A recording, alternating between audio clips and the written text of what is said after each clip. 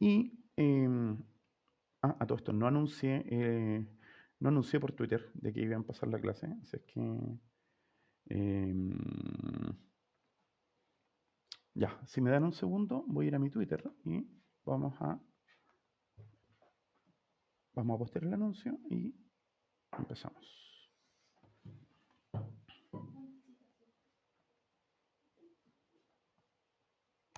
Ya, good tweet.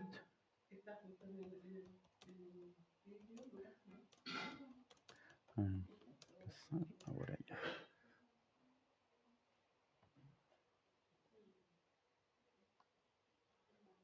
Ya, anuncio hecho entonces. Bien, entonces.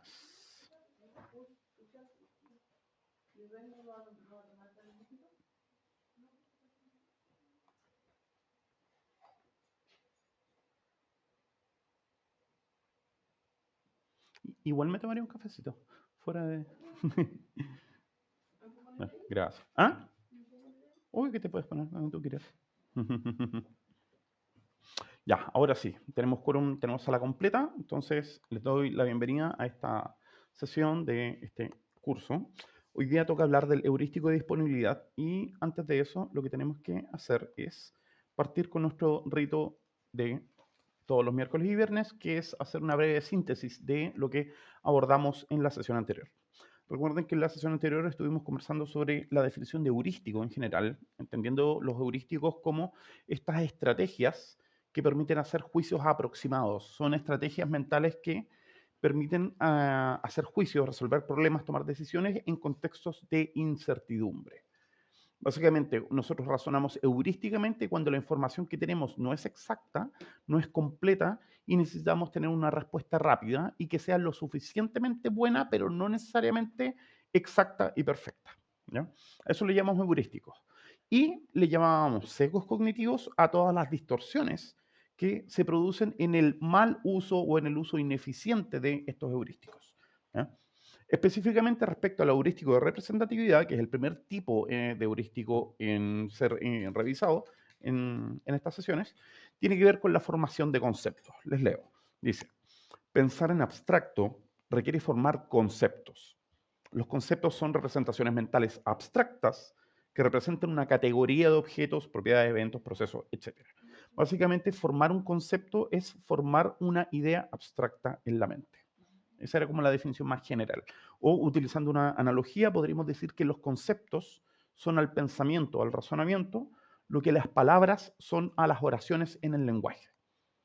Si entendemos de que el pensamiento o el razonamiento tiene una estructura composicional de la misma forma que el lenguaje, ¿ya? Y que uno piensa en orden, uno sigue pasos, que existe algo así como una especie de gramática o una sintaxis del pensamiento, uno debería entender que las unidades mínimas del pensamiento son los conceptos, estas ideas o representaciones abstractas. ¿Ya? Bueno, utilizamos la similaridad, a propósito del heurístico de representatividad, para juzgar si un objeto, persona o hecho pertenece a una categoría determinada. ¿Ya? El heurístico de representatividad consiste en esta capacidad para identificar los elementos de las nuevas experiencias al compararlas con lo que hemos aprendido. ¿Ya? O sea, básicamente tiene que ver con observar, reconocer y incorporar estos elementos de la experiencia ordenándolo en categorías.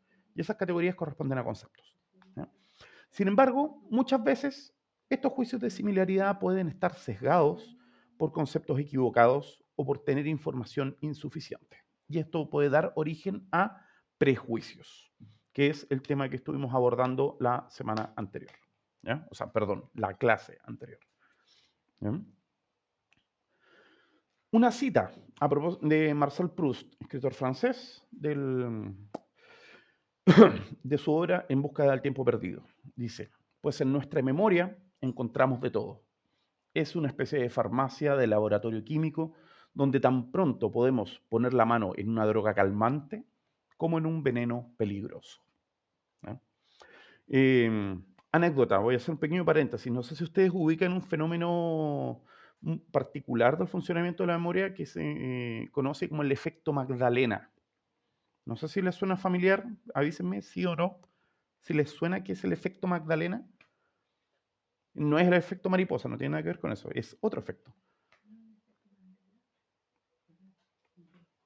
El efecto Magdalena, no el efecto Mandela. ¿Mm? Miren, una magdalena es un quequito, ¿ya? Es un quequito así como un cupcake, pero sin relleno, ¿ya? Un quequito pequeño, ¿ya? Y en una escena descrita en Busca del tiempo perdido de este libro, se describe como un personaje entre un restaurante X en París después de haber estado alejado mucho tiempo, va, pide un cafecito con unos quequitos, con unas magdalenas. Y el tema es que moja el quequito en el café, se lo lleva a la boca y el sabor del quequito le provoca un intenso recuerdo de infancia que es descrito a lo largo de varias páginas. No sé si les ha pasado o les pasa, de hecho, yo creo que a todos nos pasa de que ciertos sabores, ciertos olores, ciertas canciones provocan una especie de recuerdos incontrolables, así como un tren de recuerdos incontrolables en la cabeza, de que uno básicamente tiene este recuerdo que te viene por el sabor, por el olor, por el sonido, por la textura, por el lugar, y básicamente no puedes detener, no puedes dejar de acordarte. Y el recuerdo es muy intenso. A ese efecto de asociación entre, por ejemplo, un elemento sensorial en la experiencia con el detonar o desencadenar un recuerdo, se le conoce como el efecto Magdalena en honor a Marcel Proust. ¿Ya?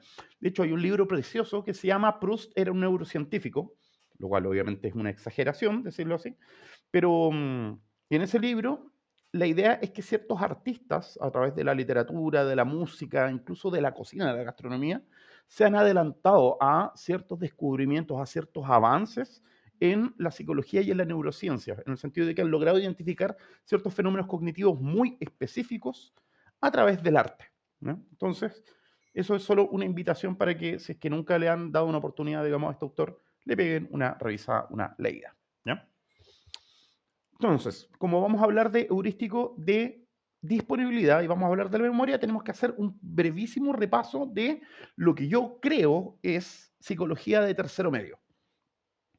Los más jóvenes de ustedes a lo mejor no tuvieron psicología, ¿ya?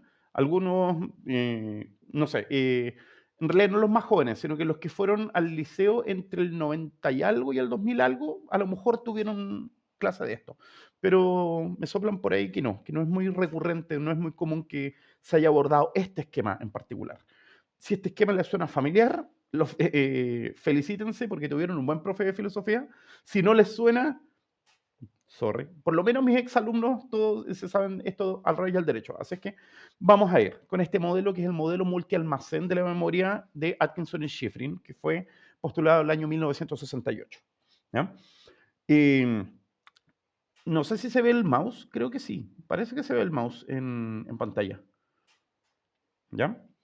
Eh, Partimos este esquema con el medio ambiente en el cual existen ciertos tipos de energía, ciertos tipos de elementos. Tenemos luz, tenemos sonido, tenemos elementos químicos disueltos en el aire, ¿ya? O sea, olores, tenemos elementos químicos que forman parte de los alimentos, de las cosas que nos llevamos a la boca, tenemos también texturas, etcétera, y todo nuestro aparataje sensorial está configurado para poder recoger estas distintas variaciones, estos distintos tipos de energía, de variación, de vibración, estas señales químicas, etcétera, ¿ya? Entonces, de la percepción vamos a lo que se conoce como la memoria sensorial y que es básicamente un almacenamiento temporal de muy breve duración, que es aproximadamente un segundo de duración. Y resulta que de esta memoria sensorial, que es donde entran los sonidos, las imágenes, las texturas, los sabores, los olores, etcétera, ¿ya? La atención va a servir como filtro para llevar a la conciencia, o mejor dicho, más específicamente, llevar a la memoria de corto plazo solo la información que va a ser relevante para las tareas que uno esté realizando en el momento. O sea, la idea básica es, de toda la información sensorial que entra a través de los 5 sentidos, o más sentidos incluso, sabemos que hay montones de sentidos más, aparte de los 5 principales que le enseñaron a uno cuando chico. Eh, Perdón, me distraje, estoy un poco distraído. Ya, a ver, retomo. Ya. Aparte de la información sensorial, No, perdón. Ya, déjenme retomar el hilo que... Es que no son 5 sentidos. Si sé que no son 5, si sé que hay ya, en fin. Hay una lista larguísima. De hecho, salía en la página 47 el libro de biología santillana que estaba en los colegios. La tabla completa. Una tabla muy larga de todos los sentidos. No son solo 5. Ya. Entonces, lo que estaba diciendo yo. Aquí alguien me dice el séptimo sentido de los caballeros del zodiaco. Sí, muy bien. Buena referencia. Ya.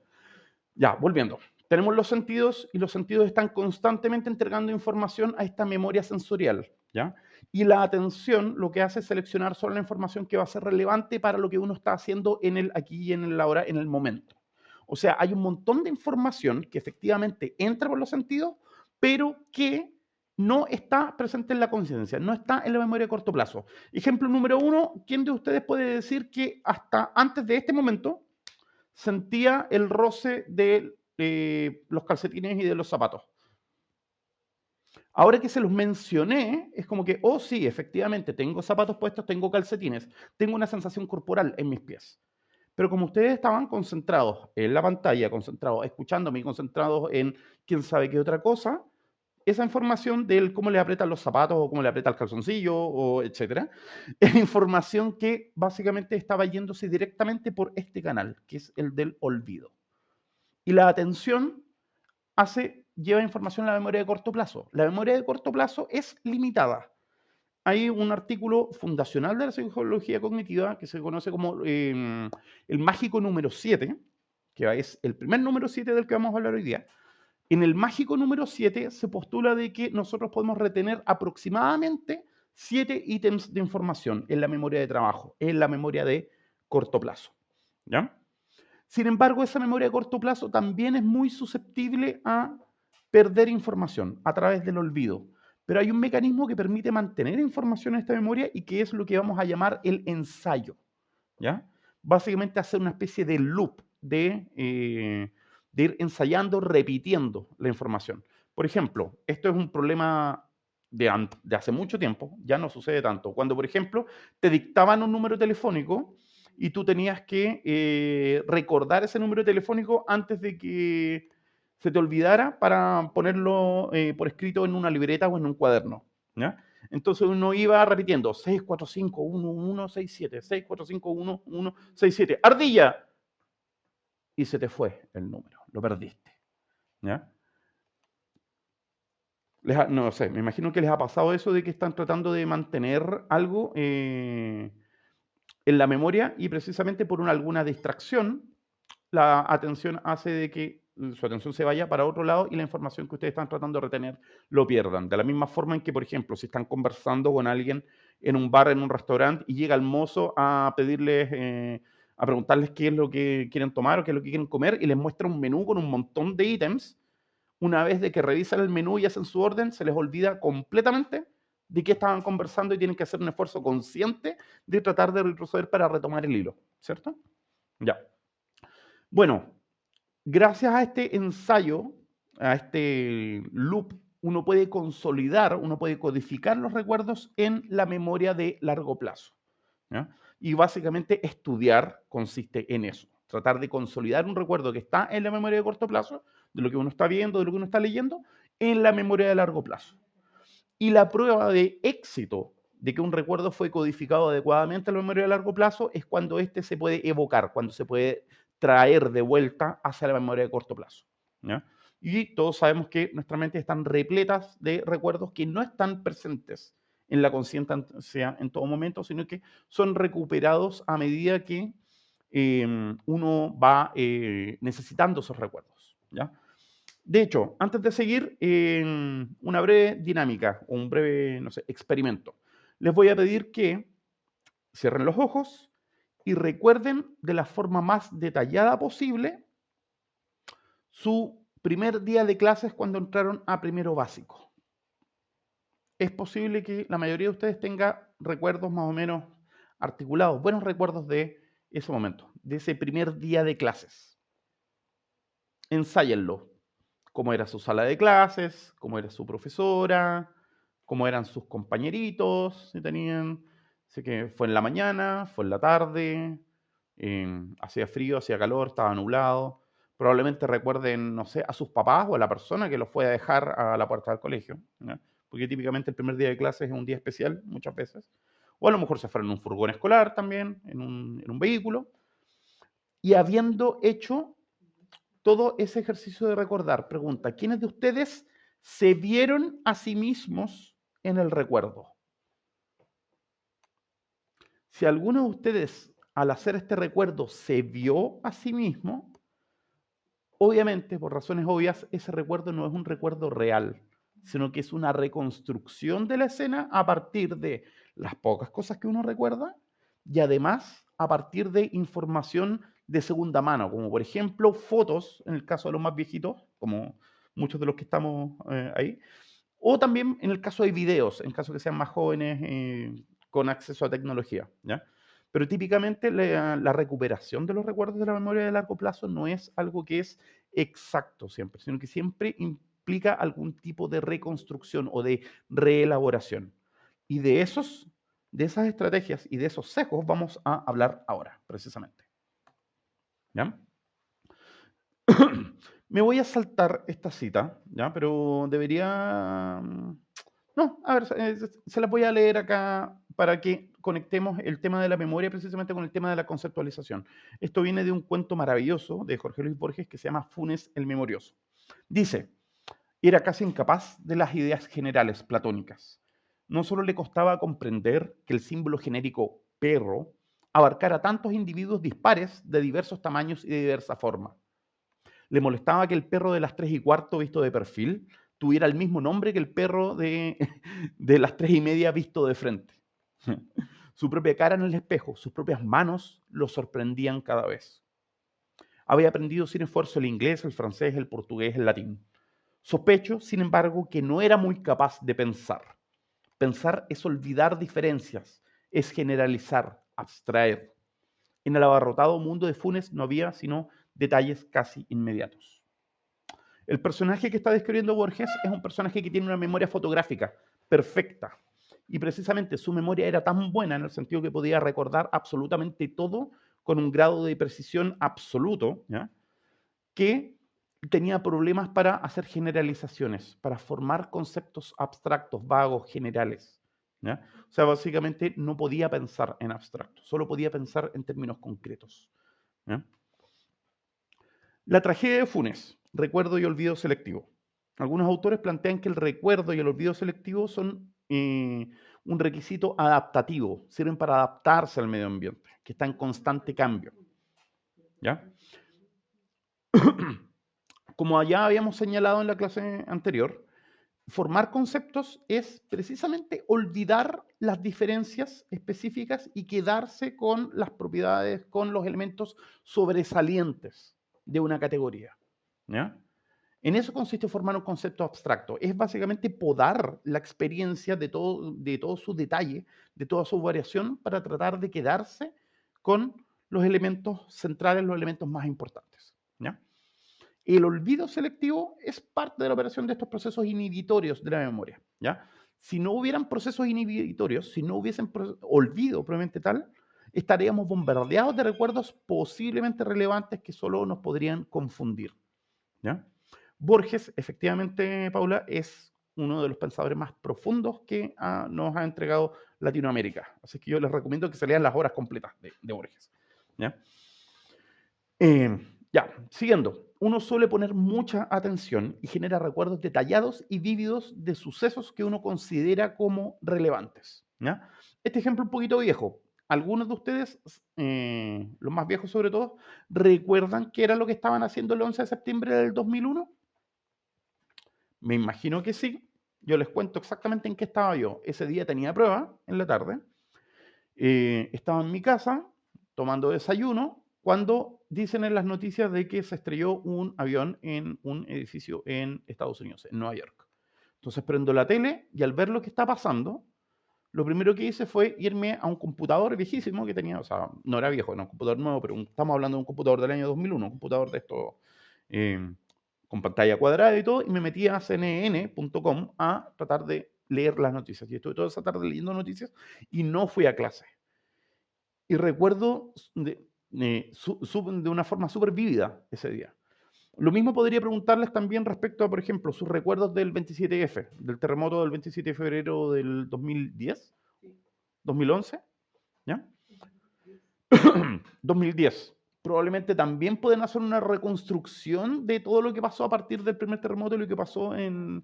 Pero, por ejemplo, si yo les preguntara por el 23 de febrero del 2010, lo más probable es que no se acuerden de absolutamente nada. De la misma forma en que tampoco probablemente se acuerdan que almorzaron hace 12 días atrás. Eso no fue hace tanto rato, pero si se fijan también es muy probable que ya lo hayan olvidado completamente. ¿Por qué? Porque no es información relevante, ¿ya? Los que no son considerados importantes, o sea, las cosas que no son consideradas importantes se recuerdan solo superficialmente, ya que sobrecargar la memoria con datos irrelevantes es un desperdicio de energía y de espacio.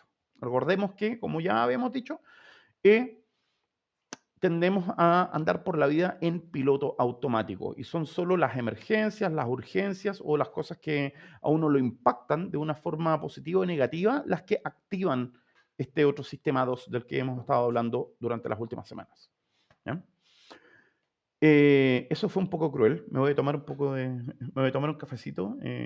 Perdonen por esa diapo, pero precisamente tenía que ver con el ejemplo de el cómo la saliencia de un evento puede afectar la estimación estadística de la frecuencia ¿cómo se llama? Del evento.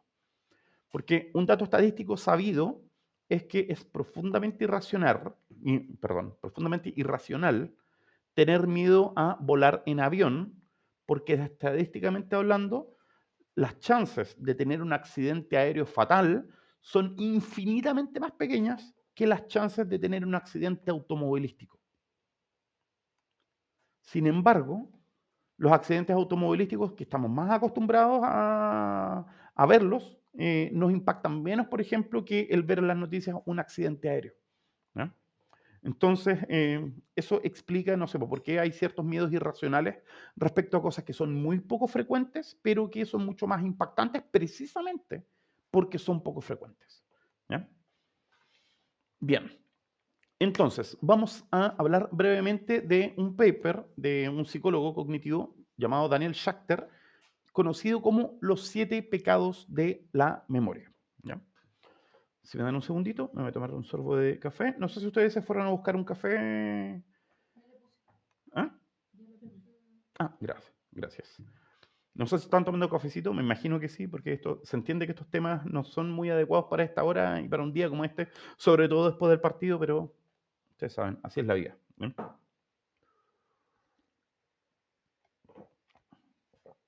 Mm. Ya. A ver, Daniel Schachter básicamente plantea de que los distintos problemas o las distintas disfunciones que puede tener la memoria se pueden categorizar en 7 grandes categorías o en 7 grandes tipos, ¿ya? Y por eso este tipo se puso bíblico y habla de los 7 pecados de la memoria, ¿ya? Al primero le llama transciencia y es simplemente el hecho de que la información, a medida que pasa el tiempo, se va volviendo progresivamente menos disponible. ¿Ya? Una información que no se ha ensayado, que no se ha recuperado, típicamente tiende a perderse. ¿Ya? Y, a ver, respecto a este punto hay opiniones divergentes.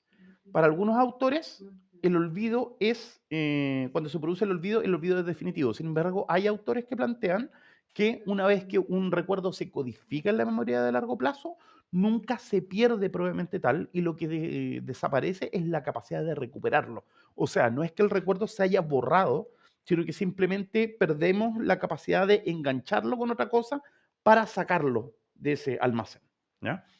Pero vamos a llamarle eso, transciencia a esta degradación de la calidad o de la accesibilidad de los recuerdos. ¿Ya? Y eso pasa con el tiempo, típicamente. Si les pregunté delante por el primer día de clases, es porque típicamente el primer día de clases, al ser emocionalmente significativo, se recuerda mucho mejor que un día de clases común y corriente, que un día de clases normal. ¿Ya? Y típicamente los recuerdos de colegio, los recuerdos de infancia que uno tiene, típicamente son recuerdos que son especiales por alguna razón. Y uno no tiene ya recuerdos de los días comunes y corrientes en los que no pasó nada importante o que uno no hizo nada interesante, ¿cierto? Bien. Siguiendo, el segundo pecado, Schachter lo denomina de mente ausente o absent-mindedness en inglés. Se debe a la atención insuficiente prestada al estímulo al tiempo de codificarlo o porque la información es procesada solo superficialmente. Típico ejemplo, siguiendo con los ejemplos escolares de colegio, ejemplos universitarios. Si ustedes están escuchando una clase y no le están prestando atención, puede que puedan recuperar información parcial, pueden tener una vaga idea de qué se trató la clase, pero cuando tengan que recuperar contenidos o ideas específicas, no van a poder. Porque en el momento que hicieron la lectura, en el momento que escucharon al profesor o en el momento que hicieron la actividad, estaban distraídos haciendo otra cosa. Entonces, por eso, cuando alguien, por ejemplo, me dice de que puede escuchar, eh, no, me voy a saltar ese ejemplo porque no. Típicamente es muy difícil hacer dos cosas a la vez bien. ¿Ya? La idea es tratar de concentrarse en una sola cosa y no hacer dos cosas al mismo tiempo, porque típicamente el tener la atención dividida hace que sea difícil ejecutar, digamos, una codificación eficiente del recuerdo. ¿Ya? El tercer pecado se conoce como el de bloqueo, ¿ya? Y es cuando el recuerdo es temporalmente inaccesible, ¿ya? Este se puede dar tanto en la memoria episódica como en la memoria semántica. Hay dos fenómenos súper interesantes asociados a este concepto, al bloqueo, ¿ya? Y el primero es lo que en inglés le llaman el tip of the tongue, o en castellano le llamamos tener algo en la punta de la lengua. Y que si se fijan, es bien horrible cuando eso pasa.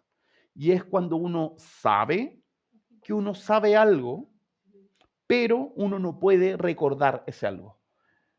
¿Se fijan? O sea, es como meta. Tú sabes que sabes, pero no podéis decirlo, no puedes recordarlo. ¿Ya? Y típicamente a veces pasa que podéis recuperar solo información parcial. Por ejemplo, te preguntan el nombre de alguien y ese nombre es como, ya, sé que es con M, ya, pero era Mauricio, Manuel, es con M, pero no me acuerdo. ¿Ya? Es un caso de bloqueo, es la inaccesibilidad temporal de la información. Y hay otro fenómeno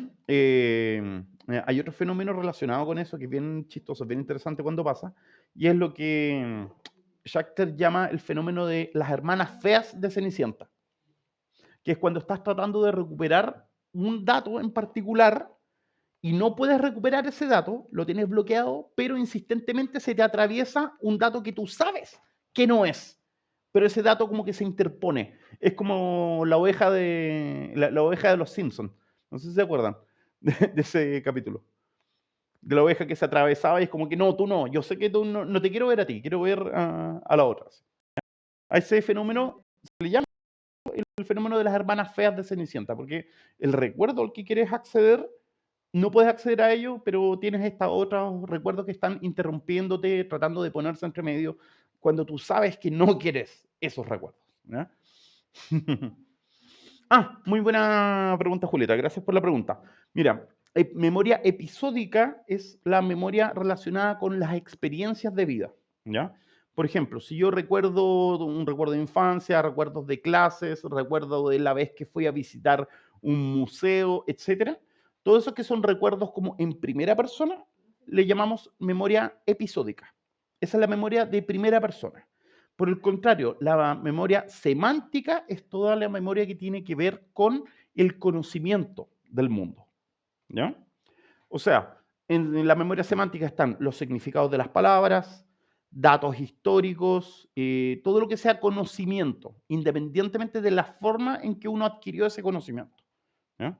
Entonces, para hacer un ejemplo con eso, si yo recuerdo que la Mona Lisa la pintó Leonardo da Vinci, eso es información semántica, porque es conocimiento.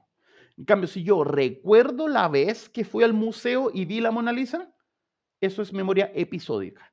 La memoria episódica es en primera persona, la memoria semántica es en tercera persona, es neutra, por decirlo así. es objetiva, mientras que la memoria episódica es subjetiva. ¿Ya? Eso. Bueno, seguimos con los otros tipos de pecados. Tenemos la falsedad de atribución. Esta falsedad de atribución es origen de un montón de problemas de sesgos cognitivos. ¿Ya?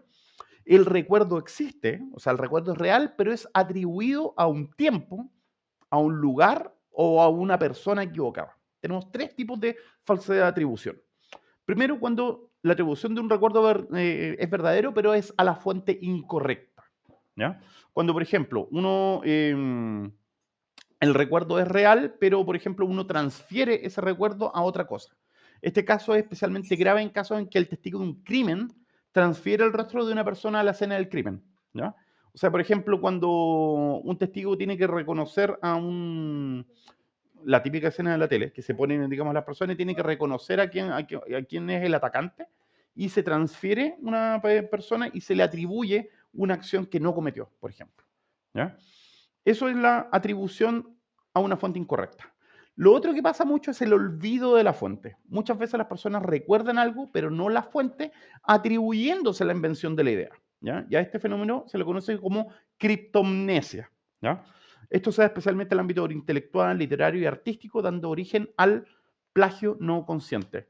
Y yo aquí les tengo que contar una anécdota vergonzosísima que tengo, que fue precisamente la vez que di mucho jugo por un tiempo con una idea que yo juraba que se me había ocurrido a mí, que era mi idea original, y resultó ser una idea del filósofo norteamericano Daniel Dennett, que había leído en el diario, sí, en el diario, como 4 o 5 años antes, cuando estaba en el liceo, ¿ya?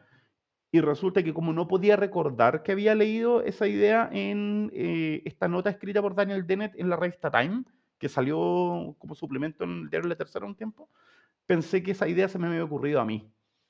Y cuando cometí el gravísimo error de plantear esta idea como una idea original, a un profesor, obviamente con más experiencia, me dijo, oye, pero eso es Dennett. Eso lo dijo en Brainstorms, en este libro del año 78. Y yo, ya voy a ir a ver. Y claro, la vergüenza que pasé hasta el día de hoy no se me ha quitado. No se me quita. ¿No? Uf, acá Fernando dice, por olvidar citar a una fuente en una entrevista de una revista, despidieron a un jefe de carrera de mi universidad cuando estaba estudiando.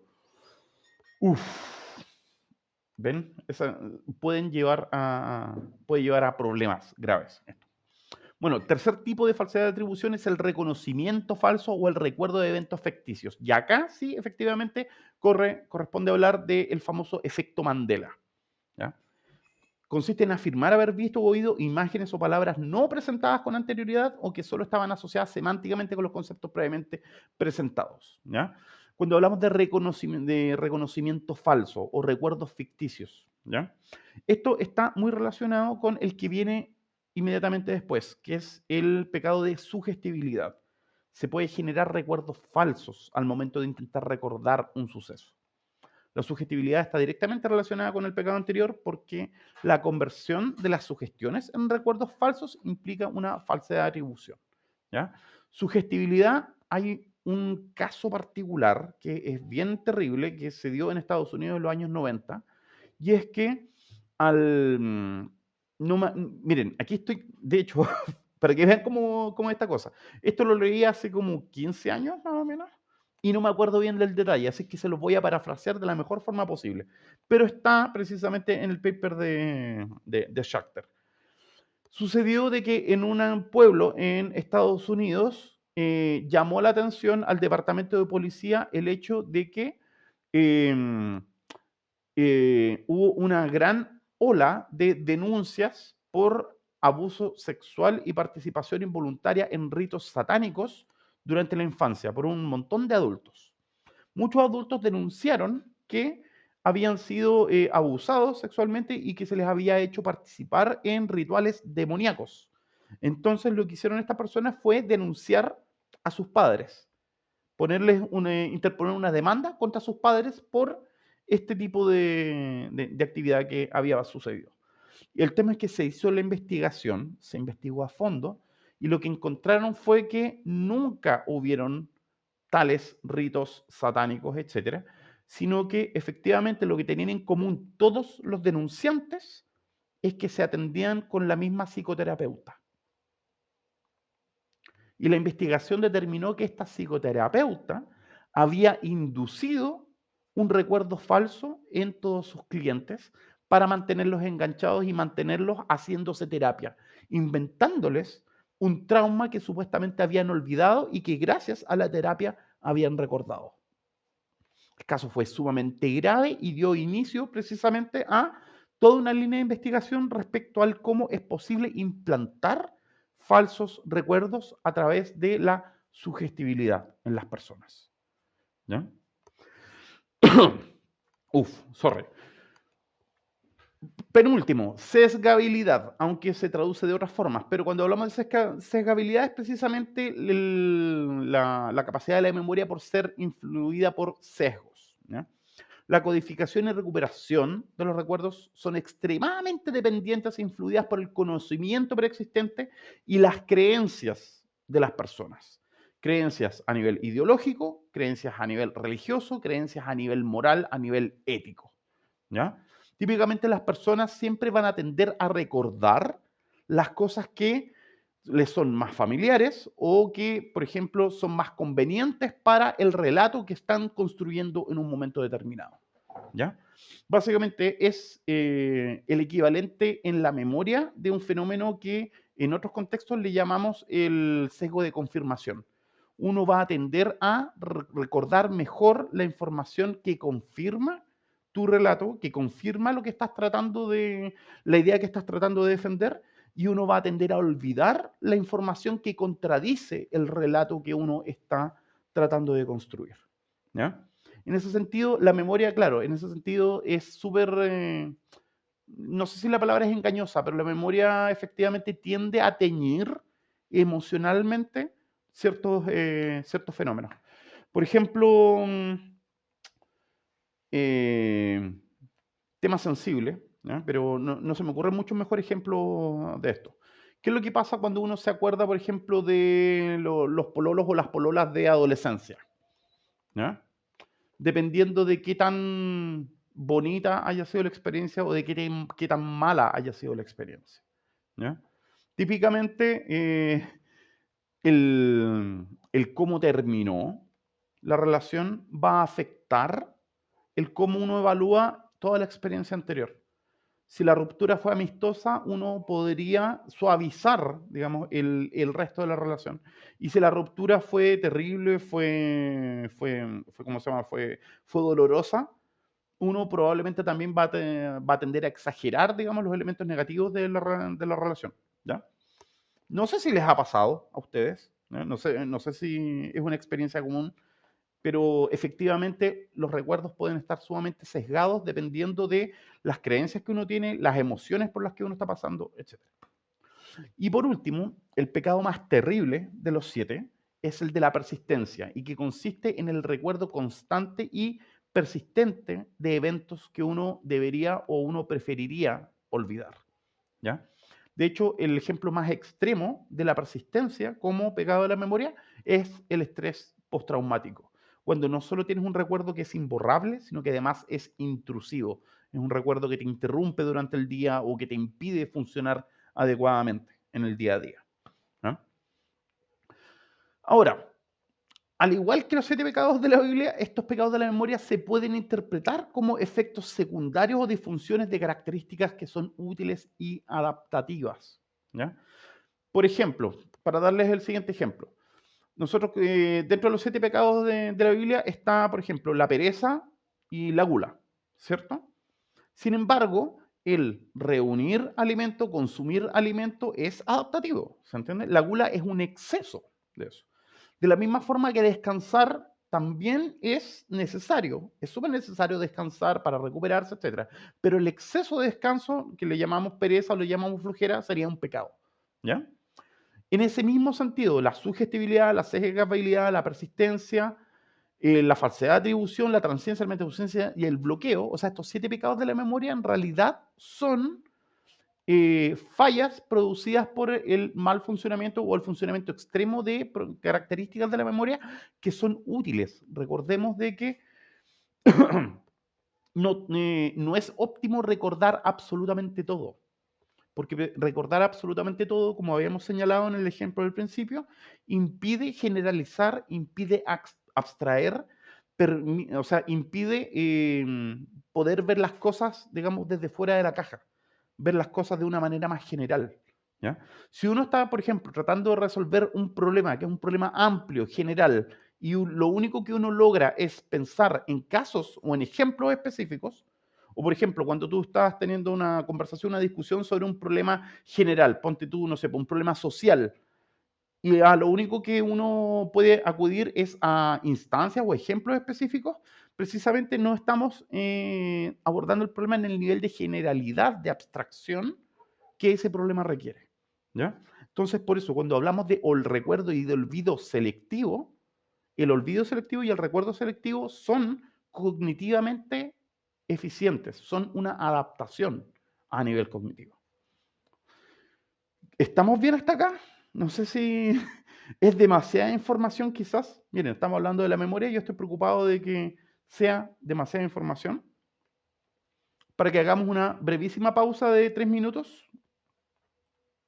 No sé si estamos bien, ¿les parece? Además que ya llevamos como unos 40 minutos, no menos de 40. Sí, llevamos aproximadamente 40 minutos. Así que yo creo que sería bueno hacer una brevísima pausa si hay alguna pregunta respecto a, a los 7 pecados. Les agradezco que hagan la pregunta al tiro en el chat antes de abordar directamente el heurístico de disponibilidad. ¿Ya? Entonces vamos a hacer una pausa brevísima, 2 minutos y volvemos.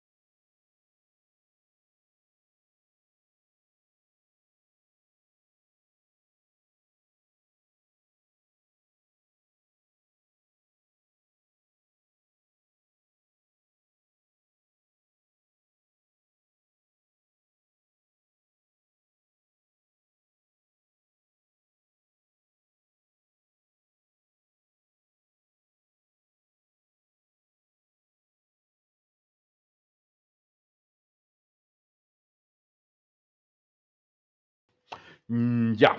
Entonces, heurístico de disponibilidad. Vamos a volver acá. No sé si se escucha bien, si se ve bien. Bueno, no se puede ver muy bien porque justo me estaba quejando de mi paupérrimo, de mi pésimo computador, y que no me da para transmitir con mayor resolución, pero yo creo que ¿para qué? ¿Para qué me quieren ver más, con más calidad, con más detalle? Bueno, yo creo que ya con escucharme ya la mayoría de ustedes ya está más o menos chato, entonces, ¿para qué me quieren ver en mejor calidad? ¿Ya? Bueno, heurístico de disponibilidad. Estrategia para realizar juicios sobre la base de cómo tipos específicos de información se pueden recuperar fácilmente y pueden ser traídos de vuelta a la conciencia o a la memoria de trabajo, si se quiere. ¿Ya? De acuerdo a este modelo que habíamos visto al principio, en que la atención hace que la información pase a la memoria de trabajo, en la memoria de trabajo se ensaya, cuando se consolida se almacena en la memoria de largo plazo y cuando se le necesita esa información la traemos de la memoria de largo plazo de vuelta hacia la memoria de trabajo. ¿Ya? El heurístico de disponibilidad consiste en que los acontecimientos u objetos que consideramos más probables o frecuentes son los más fácilmente recuperables por la memoria. Los menos comunes, la información más sobresaliente, la más reciente, etc. Sin embargo, lo más accesible, lo más fácil de recordar, no siempre es lo más estadísticamente probable, por lo que el recuerdo puede distorsionar nuestra capacidad de emitir juicios de probabilidad o de categorización. ¿Ya? Entonces, vamos a hablar de sesgos relacionados con la memoria. ¿Ya? Factores que influyen en la facilidad de la recuperación de la información. El primer factor es la familiaridad. ¿Ya? ¿Qué tan familiar es un evento, un hecho, una situación, un objeto, etcétera? ¿Ya? Si uno, por ejemplo, si uno vio un incendio cuando uno estaba chico, uno siempre va a considerar que los incendios son más probables, son más frecuentes que las personas que nunca vieron un incendio, ¿ya? Lo mismo pasa, por ejemplo, con el caso de los terremotos, ¿ya? Nosotros estamos súper familiarizados con los terremotos, ¿ya? Y por lo mismo tendemos a creer que son más frecuentes de lo que realmente son, por lo menos, o sea, no, en realidad no, en nuestro caso no ocurre, porque precisamente la familiaridad con los terremotos es una familiaridad compartida. Esa es la diferencia del caso de los terremotos, por ejemplo, con los incendios, ¿ya? Porque un terremoto es compartido, entonces no hay un sesgo ahí probablemente tal. Pero, por ejemplo, si uno tiene, ponte tú, no sé, si uno tiene, ponte tú, no sé, un pariente que haya fallecido de cáncer o un pariente que haya fallecido por diabetes, si a uno le preguntan que estime qué porcentaje de la población desarrolla cáncer o diabetes, probablemente va a dar una cifra mucho más alta que la cifra que va a dar una persona que no tenga ningún conocido o pariente o familiar cercano que haya tenido diabetes o que haya tenido cáncer. ¿Ya? Entonces ahí la familiaridad puede afectar el juicio de frecuencia estadísticamente hablando. Además tenemos la prominencia. La estimación de la probabilidad subjetiva de que se produzca un accidente automovilístico aumenta momentáneamente cuando vemos un accidente grave, cuando viajamos en la carretera.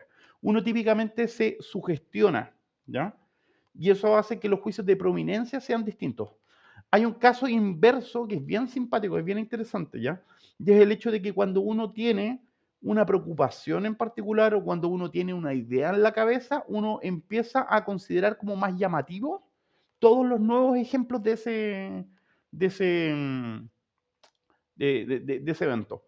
Tengo dos ejemplos, uno que es correcto y otro que es no tan correcto, ¿ya? Pero ahí voy a ver si es que, si me retan es porque no debería volver a usarlo. Y es el hecho de que, por ejemplo, a mí me llamaba muy poco la atención ver militares en la calle, de ningún tipo, hasta que empecé a hacer clases en la escuela militar. Y el momento en que empecé a hacer clases en la escuela militar, empecé a ver milicos en todas partes, en los terminales, en el metro, en el centro, me llamaban poderosamente la atención. Por lo mismo, yo podría haber pensado, si no hubiese sabido esta cosa del sesgo asociado a la prominencia, podría haber pensado de que ahora habían más milicos en la calle que antes. Y probablemente siempre fue el mismo número. Lo que pasa es que como yo estaba empezando a relacionarme con ellos, empezaba a verlos por todas partes. De la misma forma en que, típico que, por ejemplo, si una pareja de pololos, o no sé, pues si una mujer, digamos, está con atraso, empieza a ver guaguas en todas partes. coches, guaguas, cosas de las publicidades, es como que te ataca por todos lados la cuestión. Y es porque precisamente como es un tema que tienes en tu mente, te empiezan a llamar más la atención todos los ejemplos de esa categoría, te empiezan a llamar más la atención todas las guaguas que ves. Entonces es como que se te llena de guaguas el mundo, por decirlo así, con la preocupación. ¿Ya? No sé si se entendió el ejemplo. Y por último, la temporalidad. Los acontecimientos más recientes son más accesibles que los sucedidos en el pasado. Si hay alguien que es maestro en manejar el sesgo de la temporalidad, son los candidatos políticos, sobre todo cuando están postulando una reelección. ¿Por qué? Se han fijado, esto parece ya rutina de Sergio Freire, se han fijado que típico que 1 o 2 meses antes de las elecciones se llena de obras públicas de reparación de calles, de renovación de plazas, etcétera. Es como que toda la plata de la municipalidad se empieza a gastar un poquitito antes de la elección, porque se sabe que todos los cambios positivos que se hayan hecho durante la gestión van a ser menos recordados al final, porque típicamente recordamos mejor de lo último. ¿Ya? De la misma forma en que también típicamente siempre nos acordamos mejor de los finales de las películas y no tanto del detalle de lo que pasa al medio. ¿Cierto? ¿Mm? La gente sobreestima la probabilidad de las causas de muerte vívidamente imaginables o recordables. Como ya habíamos dicho, accidentes de avión, accidentes de auto, incendios, asesinatos. ¿No? Considera más probables este tipo de accidentes y subestima la posibilidad de causas mucho menos dramáticas, pero mucho más comunes, como efisema pulmonar, ataque al corazón, la misma diabetes también, que le habíamos mencionado, simplemente porque los accidentes más crudos son más recordables. ¿Ya? Kreaitov dice, la frase todo tiempo pasado fue mejor. No necesariamente. Uno tiende a recordar las cosas muy buenas y tiende también a recordar las cosas muy malas. Cuando estás deprimido, uno siempre va a recordar más las cosas que uno echa de menos, pero también va a recordar las cosas negativas, ¿ya? Y les va a dar más importancia. Por el contrario, cuando uno está animado, cuando uno está alegre, uno va a recordar también las cosas positivas y uno se va a sentir satisfecho y las cosas negativas no les va a dar tanta importancia o las va a dejar como en un segundo plano. ¿Ya? Entonces, en ese sentido, efectivamente, ya lo dijimos, la memoria está sumamente influida por nuestras emociones. Al principio de la clase, cuando yo les hablaba lo del efecto Magdalena, les voy a dar 2 ejemplos más de efecto Magdalena. ¿Quiénes de ustedes tienen poderosos recuerdos de infancia con el olor del pasto mojado? O con ese olor a lluvia, el famoso petricor que se puso en moda la palabra. Cuando se acuerdan del olor a tierra mojada o a pasto mojado, ¿ya? Y se les vienen recuerdos de infancia, recuerdos de precisamente estar tirado en el pasto jugando cuando niños, ¿cierto? O quizás de estar con el pololo, con la polola, con la pareja, con el ser amado, en un pasto también, ¿ya? A mí un olor que me provoca recuerdos de infancia de ese tipo, recuerdos muy bonitos y muy emotivos, es el olor a pino. Y es porque cuando yo estaba en kinder, cuando era muy niño, habían pinos en la escuelita a la que yo iba. Y yo solía jugar cerca de esos pinos y esos pinos tenían un aroma muy, etcétera. Entonces yo hasta el día de hoy uso colonias de aroma a pino porque es un aroma que a mí me hace sentir bien, que me gusta mucho. ¿Ya? Pasa que el centro del cerebro que procesa las emociones, o sea, el sistema límbico, todos estos órganos que están al centro, en la base del cerebro, están muy cerca de el centro del cerebro donde se procesa el olfato. Entonces, se especula, se dice de que precisamente los olores tienen una capacidad especial de evocar recuerdos emocionales. Una pausita. Dejé uno hecho en el baño. Yo también, temo. Eso, ¿ya? Entonces, efectivamente, lo de todo tiempo pasado fue mejor, puede ser, ¿sí? En el sentido que la memoria, ya hemos hablado todo este rato de que la memoria es traicionera y las emociones tienden a distorsionar los recuerdos, ¿ya? Correlación ilusoria. esto no es estrictamente memoria, pero tiene que ver con la disponibilidad, ¿ya? Tiene que ver con la asociación en la memoria de eventos. La correlación ilusoria es cuando uno percibe una relación donde no hay relación, ¿no? Es la percepción de relación más perdón, percepción de una relación donde ésta no existe o percepción de una relación más fuerte de lo que en realidad es.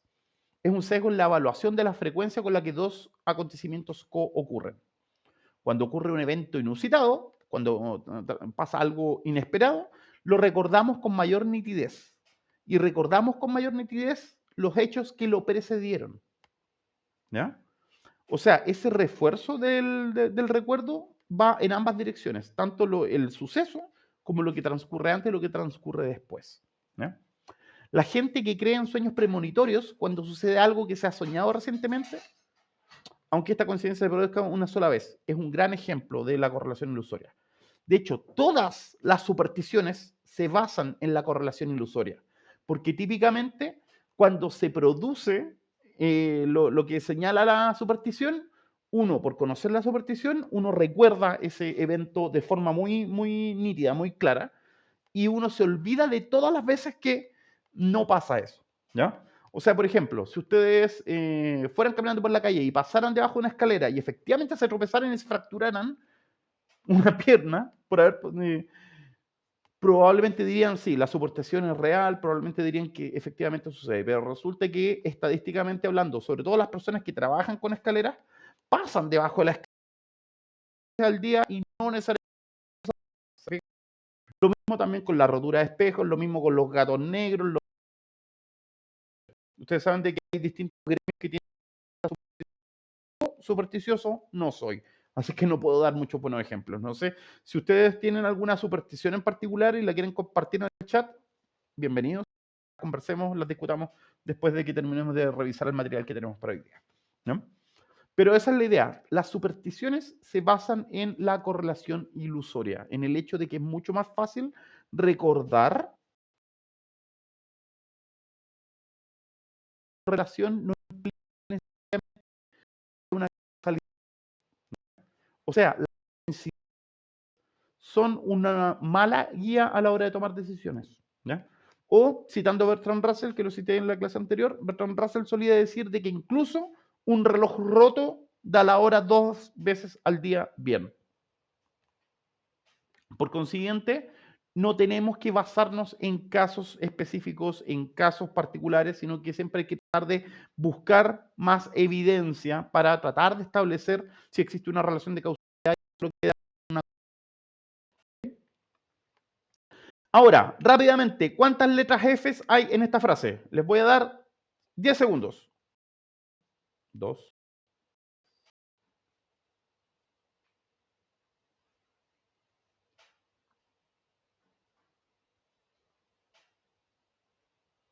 Ya, mucho. Díganme en el chat, ¿cuántas letras F contaron? Los que contaron, los que estaban prestando atención, obviamente. Los que no estaban prestando atención se perdieron el ejemplo. 5, 6, ¿qué más? 3. Que en todas estas dinámicas nunca todo el mundo da la misma respuesta. Siempre dan, ya está todo. Hay 3, 4, 5 y 6. Miren, voy a volver acá voy a volver al ejemplo. Vuelvan a contar con cuidado ahora.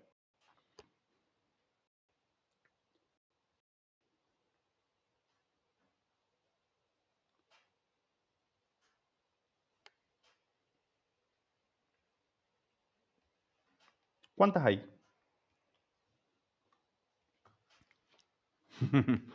Este sesgo se conoce como efecto de la disposición de la búsqueda. No, espérense. Déjenme. Ahí, ya, ahora sí. Perdón, disculpen.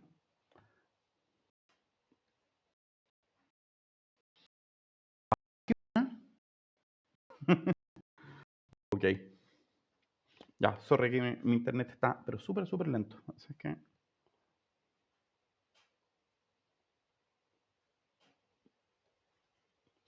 Bueno, adelantándonos. resulta que la forma en que se organiza la información puede influir precisamente en la facilidad de la detección y en la facilidad de la recuperación. Este ejemplo de la oración no es exactamente un ejemplo de efecto de disposición de la búsqueda, pero es el mismo fenómeno que se puede aplicar a la memoria también. La forma en que organizamos la información influye en las estimaciones que realizamos. Mayor disponibilidad, mayor frecuencia. Mientras más fácil de recordar es algo, mientras más disponible está el recuerdo, mayor va a ser la frecuencia que vamos a estimar. ¿Ya? Este ejemplo tiene que ver con que organizamos las palabras alfabéticamente en nuestra mente cuando estamos leyendo, cuando estamos pensando, y por eso resulta mucho más difícil detectar las Fs que están al medio o al final de las palabras. Entonces, probablemente las personas que contaron 5, la persona que contó 5 probablemente se saltó la F de scientific, y las personas que dijeron 4, ¿ya? Probablemente se saltaron los off. Y si una persona dijo 2, no sé si alguien dijo 2, dijeron 1, 3, 4. Básicamente, esas off que están ahí son menos salientes que las F que están al principio de las palabras. ¿Ya? Entonces, insisto, tratando de llevar esto a algo que nos sirva para estudiar, cuando uno organiza la información, uno tiene que organizarla de manera lógica, de modo tal que sea fácil recuperar los datos relevantes. Haciendo una metáfora, en este caso de la frase, de la oración, las palabras que comienzan con F tienen un gancho más grande para recogerlas. Son más salientes esas Fs que las Fs que están al final o que las Fs que están al medio de las palabras. Entonces, la idea es que uno debiera organizar la información de modo tal que la información que es efectivamente más relevante sea más recordable y que la otra información se cuelgue a esta. ¿Ya? O, mejor dicho, uno no tiene que tratar de memorizarse la información en un bloque grande, sino que uno tiene que tratar de estructurar la información de modo tal que al momento de tratar de recordar, la búsqueda, el indexado, sea más eficiente, por decirlo así. No sé si queda clara esa analogía que estoy tratando de hacer con este ejemplo de la oración y con el cómo uno almacena la información en la memoria. Espero que esté un poquito más claro. Entonces, síntesis. El heurístico de disponibilidad puede ser una herramienta eficiente en la resolución de problemas. Es un proceso inconsciente que opera bajo el supuesto de que si puedo recordar o imaginar algo, entonces ese algo es importante. Y por lo mismo tendemos a recordar mejor lo relevante, lo que nos ha impactado de manera más profunda. Por ejemplo, el aprender basado en la experiencia práctica es efectivo porque los errores que uno comete y su corrección de los errores son recordados mucho mejor que las experiencias exitosas. Yo acá les voy a contar, ustedes saben que a mí me encanta ponerme en vergüenza a mí mismo con ejemplos de errores míos, porque precisamente mis errores me han permitido aprender aquello. ¿Ya? Cuando yo les mostré en la primera sesión el experimento de la tarea de Wason, precisamente eso es algo que no se me olvidó jamás, de los jamases, nunca más. El tema de que es mucho más fácil razonar en concreto que razonar en abstracto. ¿Ya? Lo mismo también con la tarea del gorila ese que les mostré al principio en el video, ¿ya? Lo de la ceguera atencional. Básicamente cuando uno se equivoca y a uno le corrigen el error, el aprendizaje es más eficiente que cuando uno lo hace bien a la primera. ¿Ya? De hecho, y acá voy a decir una frase de esas para el bronce. Si tienen así como, pongan grabar así para la frase. El experto no es quien lo hace todo bien a la primera, sino que el experto es el que ha cometido todos los errores posibles dentro de un ámbito. Y porque ha cometido todos los errores que se pueden cometer dentro de un ámbito, dentro de una área, es un tipo que es capaz de evitarlos o de reconocerlos antes de que se produzcan. ¿Ya? O sea, el mejor, el experto, no es quien lo hace todo bien, sino que es el que lo ha hecho todo mal y ha seguido aprendiendo y ha seguido practicando. ¿Ya? No sé si quedó clara esa idea. ¿Ya? De hecho, yo les cuento una cosa. Yo cuando estaba en la universidad, yo reprobé lógica en, en segundo año y tuve que volver a dar lógica el año siguiente y precisamente yo las cosas de las que más me acuerdo son los ramos que tuve que hacer 2 veces. Eso, se los dejo, no sé si será parte de la experiencia de ustedes. Tengo una pregunta acá. ha leído The Shallows de Nicholas Carr. Es un ensayo algo antiguo de cómo Internet y el exceso de información altera los canales de aprendizaje del cerebro. Sí, no he leído el libro exactamente, pero conozco la línea de argumentación de Nicholas Carr. La línea de argumentación de Nicholas Carr es que por culpa, o mejor dicho, gracias a Internet, cada vez dependemos menos de nuestra capacidad de memoria, ¿ya? O sea, básicamente el argumento de Nicholas Carr, nos estamos volviendo cada vez más superficiales y cada vez más tontos, porque no estamos ejercitando nuestra memoria, no estamos ejercitando de aprendizaje, no estamos ejercitando la capacidad de estructurar la información, porque toda la información ya está estructurada y disponible a un par de clics de distancia en el aparato que todos tenemos en el bolsillo, ¿ya? Yo siento de que en algunos aspectos hay algo de razón en aquello, pero encuentro que en otros aspectos es una exageración, en el sentido de que todas las tecnologías cognitivas en algún momento han inspirado siempre un pánico de que esa tecnología nos va a hacer perder una capacidad que teníamos. Que tecnología es esencialmente una acción de nuestras capacidades naturales. Y cuando incorporamos una herramienta, la herramienta hace el trabajo que uno deja de hacer. Y siempre ha existido un pánico por la pérdida de capacidades en vez de considerar que el uso de la herramienta es en sí mismo una habilidad nueva, ¿ya? Y por lo mismo yo creo que el mensaje es que más que retar a la gente o más que asustar a la gente respecto al uso de Internet, lo importante es enseñar a utilizar estas herramientas. O sea, enseñarle, por ejemplo, a los niños a buscar información en Wikipedia en vez de decirles que no vean en Wikipedia porque es malo, porque es inexacto, porque, etcétera, ¿ya? Enseñar a investigar, enseñar a recoger información, a evaluar la calidad de la información, es extraordinariamente importante. O sea, ¿qué persona, y ojo, no me refiero solo a los niños o a los adolescentes, también a personas de nuestra edad, también a personas mayores, qué persona puede ver 2 videos en YouTube y decir cuál tiene información digna? Especialmente en YouTube, especialmente en la publicidad, es cada vez más difícil distinguir entre lo que es información fidedigna, información confiable, de la información engañosa. Y eso es porque como sociedad, como país, no hemos logrado instalar la idea de enseñar lo que se conoce como alfabetización informacional.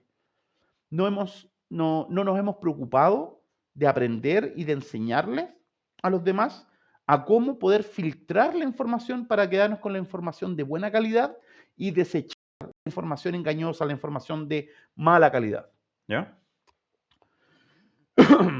Lo acá dice, igual el exceso dopaminérgico es real, más allá de la teoría de Carr. La infodemia me ha trastornado la capacidad de concentración y de retención de información gravemente y mi terapeuta me ha sugerido realizar un detox, una desintoxicación.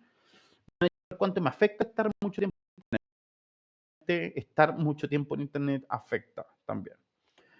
Pero insisto, es un buen tema, deberíamos retomarlo a propósito de cómo Internet y cómo específicamente las sociedades se están transformando. De hecho, lo vamos a abordar. Cómo la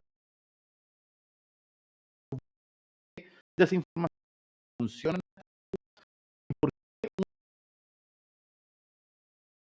tratar de pensar lo mismo y empezar a creerse todo lo que el círculo al que uno pertenece les dicen. Y por qué uno a veces cae en noticias falsas, cae en desinformación. Importante separar la información de la información de mala calidad, ¿ya?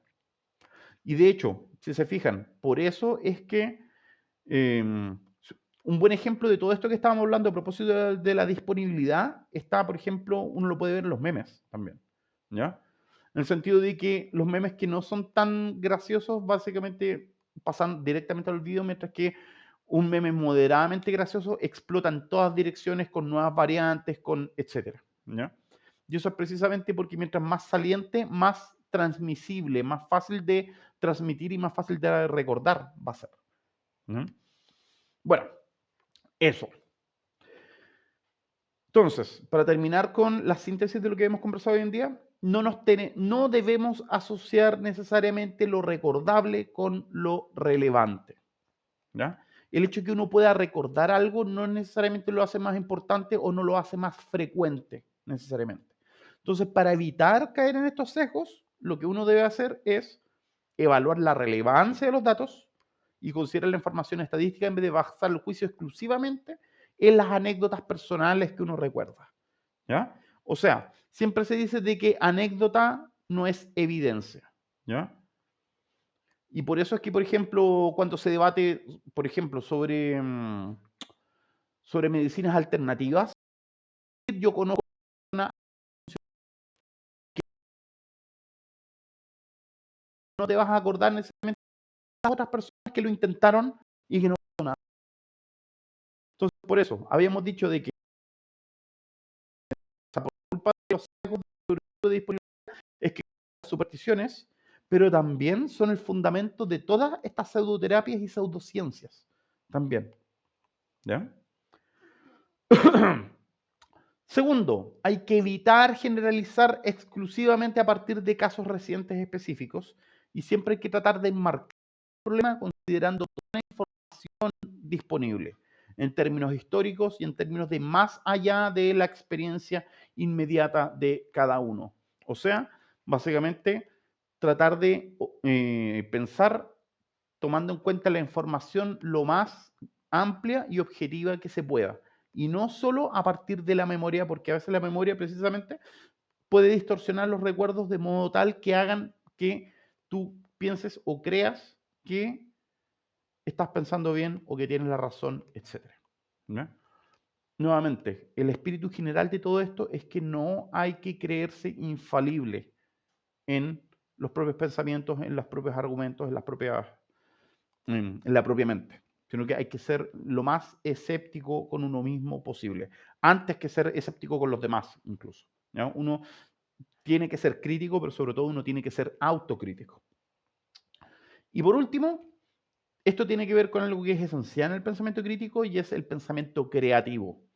Uno no saca nada con pensar críticamente, de analizar, etcétera, si uno después, a partir de todo este análisis de información, uno no es capaz de pensar creativamente distintas. Entonces, lo que hay que hacer es ampliar el espectro de posibles rutas de acción más allá de lo que aparece como obvio a la primera vista. Siempre hay que buscar alternativas para resolver los problemas, ¿ya? O sea, pensar críticamente es una pata, pero la otra pata importantísima es el pensamiento creativo. Eso. No sé si tienen. Vamos a pasar a la breve fase de discusión. No sé, les quería preguntar primero, no sé, ¿qué les pareció esta breve exposición? O no sé si es que tienen el cerebro frito con el partido. No los culpo a mí. Es que yo, como no tengo tele acá, no voy al partido, ni supe cómo fue así. Entonces, habiendo dicho todo esto, no sé si tienen alguna pregunta, si tienen algún ejemplo, o si se les viene algún ejemplo reciente, ¿ya?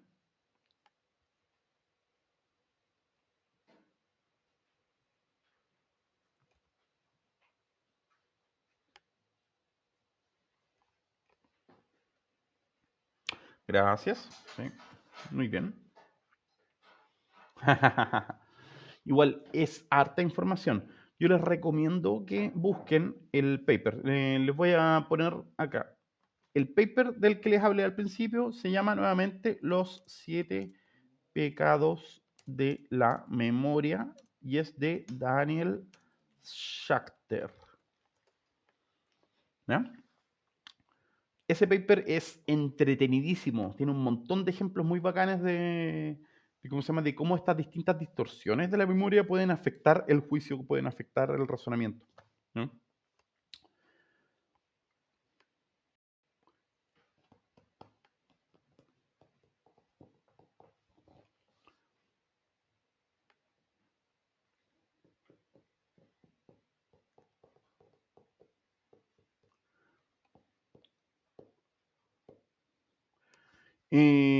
Respecto al Discord, la verdad es que no sé, yo no.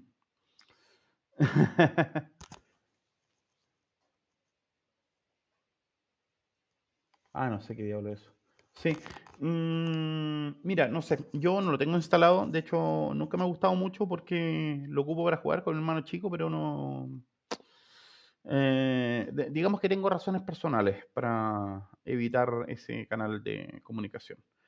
Pero no sé, pues, si les parece, yo creo que tendría que ponerme, tendría que acatar la voluntad de... Eh, hola, ¿qué onda? Bueno, llegaste exactamente al final de la clase. Sí, lo de la carpeta de Google Drive también me lo habían pedido. Cóbrenmelo por Twitter. Recuerden que Twitter es probablemente la red que utilizo más, ¿no? Em, y eso. Entonces, lo que voy a hacer yo, bueno, les recuerdo que todo esto que conversamos hoy día, o sea, todo el desarrollo de esto va a quedar en Twitch durante 2 semanas, pero además están los registros en YouTube. Entonces ustedes van a YouTube, buscan el YouTube de Sin Sentido Común y ahí van a poder encontrar el registro de las sesiones anteriores. ¿Ya?